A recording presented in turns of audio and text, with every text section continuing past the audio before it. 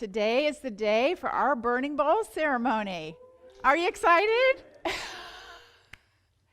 This is the most popular ritual in the Unity movement. And here at Unity Renaissance, we look forward to it every year with great anticipation, as you could probably tell from the cheers breaking out just now. It seems that we can just hardly wait to write down on these little slips of paper all the things we want to get rid of.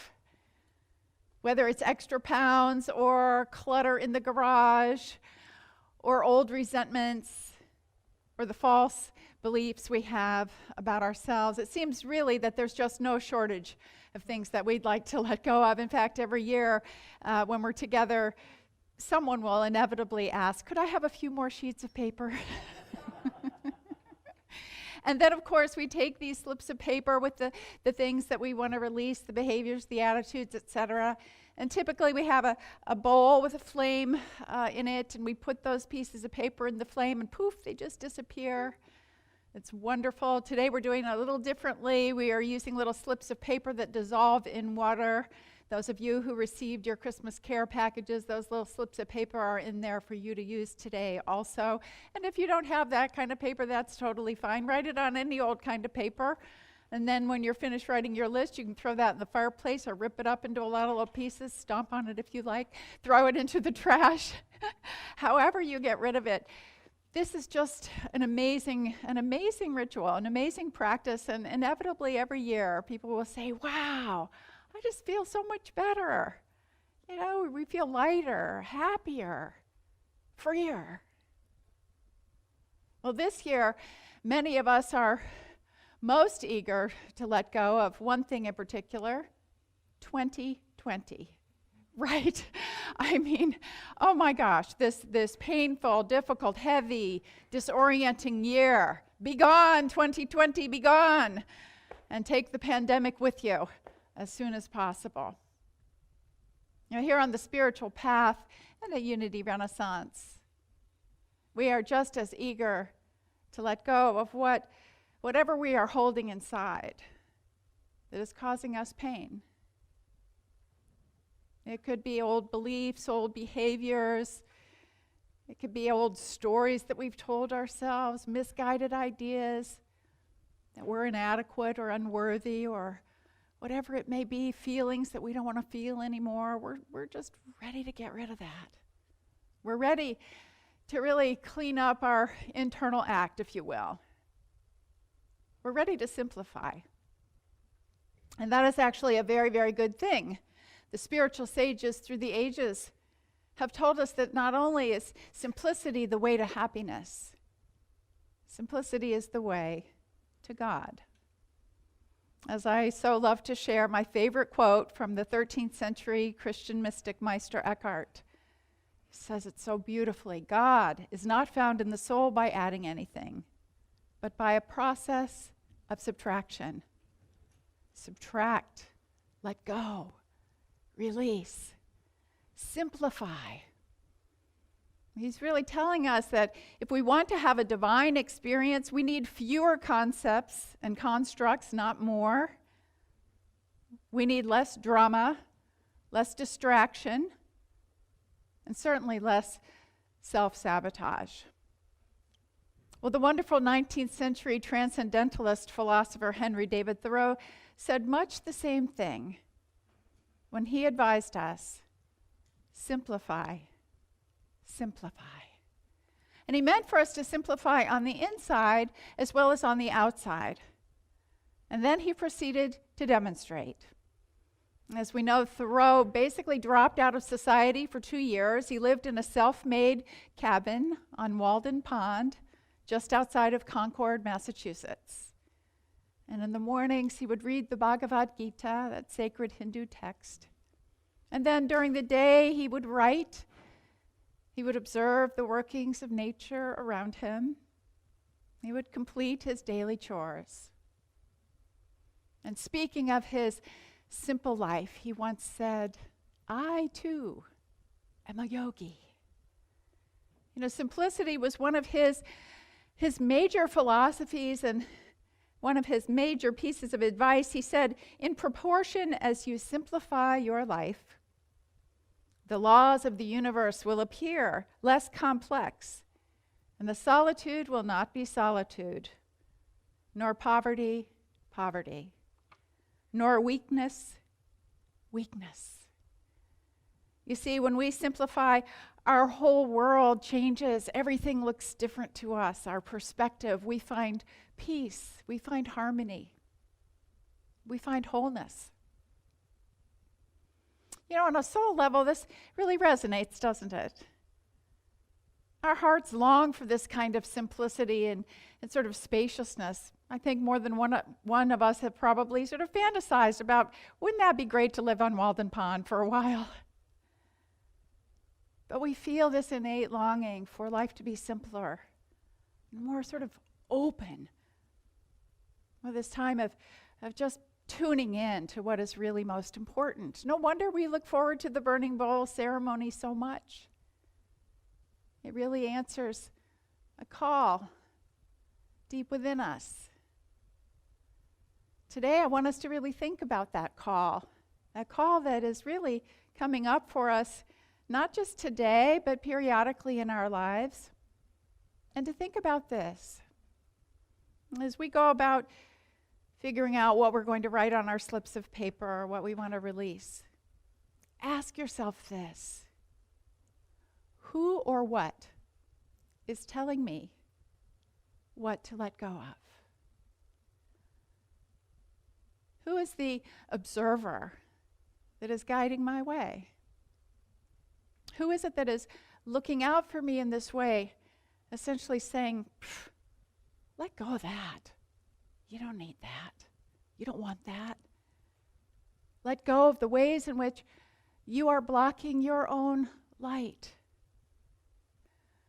I believe that this guide in us, this observer in us, this spirit in us, it's the presence of God within. It is our own highest wisdom. It is our innate, deepest knowing. It is, in fact, the Christ within, urging us to release whatever is holding us back. Yes, the Spirit cheering us on so that we can break through into the fullness of who we are meant to be. You may remember Jesus' teachings that kind of echoed this. Remember the story in Matthew chapter 4, verses 18 through 20. And Jesus is walking along the Sea of Galilee, and he speaks to Simon, who later became Peter, and his brother Andrew. They were casting their fishing nets into the sea when Jesus told them, "Leave your nets and follow me." He later said the same thing to James, son of Zebedee, and his brother John, and all of them left their nets and even their families and followed him. And what might this story mean for us? Let's look at it metaphysically. We can think of a net as our mindset, kind of our conscious mind, our view of the world. And the fish represent ideas. So our mind is the net that catches thoughts and holds onto them. When Jesus says, leave your nets, it means let go of your old way of thinking and being. Leave your old paradigm behind and follow me. Follow the call of Spirit. Come into your truth. Jesus tells them that he will make them fishers of men, which simply means enlightened spiritual leaders. I love this story because it is just so vividly illustrates how Jesus wanted us to know who we really are, to let go of the limiting concepts. So it was really all about releasing these mistaken ideas we have of how small or inadequate or unworthy or unlovable or blah, blah, whatever it is we might be holding that keep us held in. Leave your nets, he says. Step into the expansiveness of who you truly are. Claim your divine identity. And that was what his message was all about. It was an empowering message. It was a transformational message. And the transformation was based on this idea of stripping away false ideas of who we are not, so that we could come into the glory and the fullness of who we truly are. In Ecclesiastes, it says that there is a time and a season for every purpose under heaven. And thus there is a time to hold on, and there is a time to let go.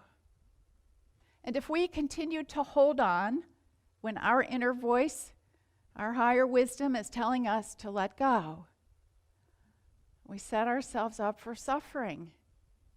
We create this discord within us, where we're continuing on a path that deep down we know is not really healthy and good for us.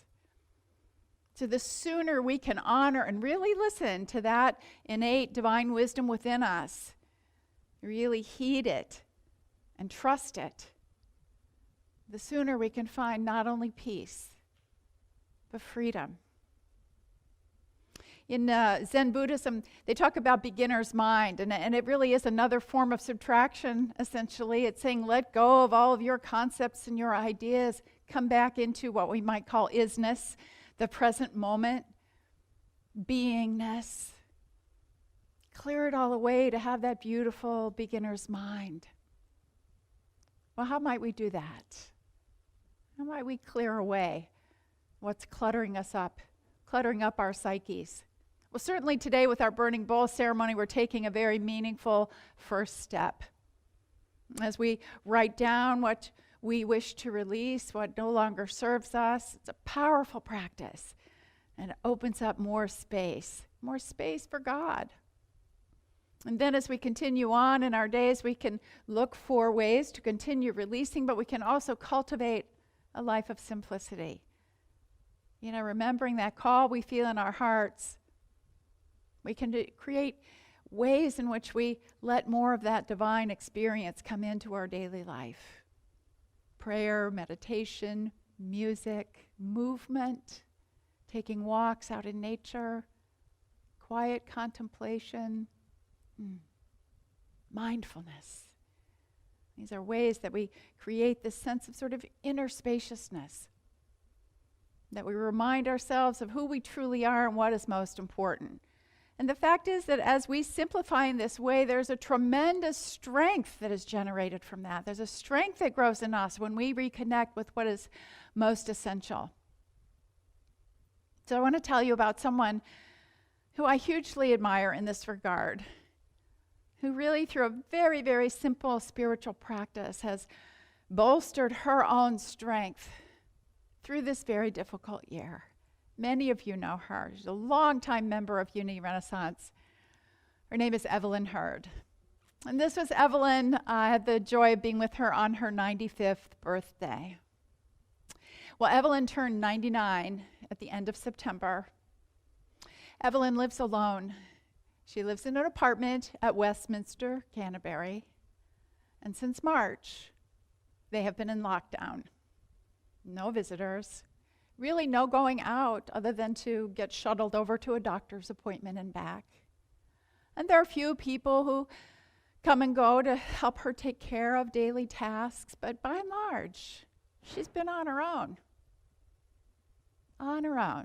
day in, day out, because of those health challenges that we all face as we get older, and she has her share. She's being super cautious about any contact. And I have the joy of speaking with Evelyn about once a week. We have long, beautiful conversations. I always ask her, how are you doing? I ask her, are you lonely? And she says, I'm alone, but I'm not lonely. And she's told me before about one of the things she does that brings delight into her life. So she sits in her living room and she looks out her big picture window. She looks out at the sky and the clouds and the sun. She said then she brings into her mind a memory from her very long and wonderful life. She'll bring back a precious memory, and she'll remember it in just the most vivid, exquisite detail, as if she were actually reliving it again. And it fills her with so much joy and so much love. She said to me, it's as if I'm writing the story of my life, even though I'm not writing anything down. And she relishes it. She's connecting with what is most essential, with truth. She is filling her heart, her apartment, her life with love and joy, oneness, and God. Such a beautiful source of inspiration. Evelyn, I hope you're watching today, or if not today, I hope you get to see this so that you know how much I treasure you and how much you inspire me. The way you've navigated this extremely difficult year, and now on the verge of turning 100 next September, still going strong. There's a beautiful saying in 1 John 4:4. It tells us, you are from God. The one who is in you is greater than the one who is in the world. Ah, my friends, this is what we're supposed to know. The one who is in you is greater than the one who is in the world. And this great Christ within you is just so wanting to come into fuller expression, to release that amazing power and potential that is the truth of your being. It is telling you to get out of your own way and shine. Let your light shine. You know, today as we do our internal work, I really want you to pay some attention to that call that you're hearing, to that voice that is guiding you. Because that inner voice of you knows something. It knows who you truly are. And it knows who you are most meant to be. And so listen to it. Heed it. Follow.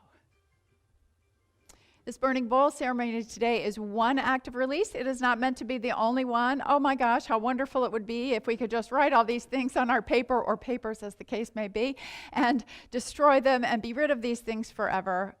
It can work that way. I'm not saying it can't. However, often it takes a little bit of time. We may have taken a noble first step by identifying what we most want to release, but then it may take a little bit of practice, releasing day by day, reminding ourselves. It's like that writer who said, it's like holding onto the side of a swimming pool when you're learning to swim. Some people let go all at once, but some people need to let go one finger at a time. But keep going. Because what you are doing today, you are planting seeds in consciousness, not only in your consciousness, but in divine consciousness. By speaking specifically what you are through with, what you are done with, you are inviting the entire universe to conspire in helping you release this. And know as you go forward that this work of releasing what no longer serves us is some of the most powerful, transformative spiritual work we can do. So keep going with it. Heed that inner voice of yours. Know that you're being called into a higher expression of being, and all of the universe is working to support you in that. Today, as you write it down, connect with that light within you. Be very clear. Be strong and keep going. Well, we would like to prepare now for our burning bowl ceremony. And the way we'll do this is, for those of you who are watching online, I'd invite you to just get your paper and pencil ready. I'm going to take a few moments to just lead us into a little time of introspection so that we can tune into our own divine wisdom. So we can simplify, clear away all else, and listen to the voice of God within us. Remembering that this burning bowl ceremony is a way of releasing whatever we most need to release, whether it's fear, anxiety, worry, debt, relationship issues, job problems, unhealthy habits, or all of the above. Know that each time we let go, we're creating more space for God. With that in mind, I invite you to just take these few moments to breathe in, settling into your seat. Close your eyes if you wish. And breathe. Breathing in. And let go. Each breath a demonstration of exactly what we are doing today. Breathing in and letting go.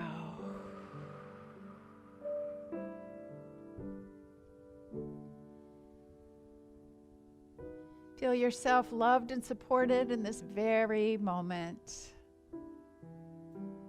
The love of God swirling through you, touching every part of your being, cheering you on. Feel that beautiful heart of yours filled with love and compassion for yourself, for this journey that you've navigated throughout your life. Then ask to that higher wisdom within you, what am I to release? What am I to let go of?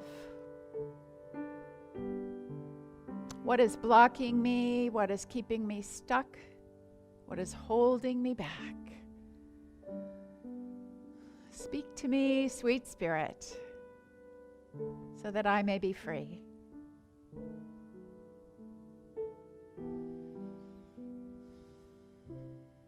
Take a few moments as you tune in to that inner wisdom.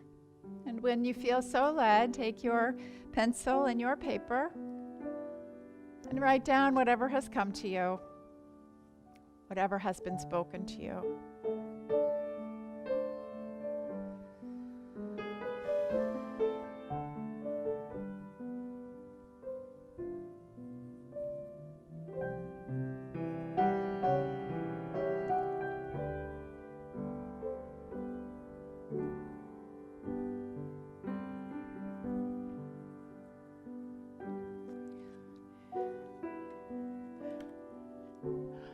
We have a lovely bowl of water here for our dissolving bowl ceremony. So I'll just invite those who are present here, our music team, our sound and AV team, to come up one at a time and place your paper in here and see it disappear.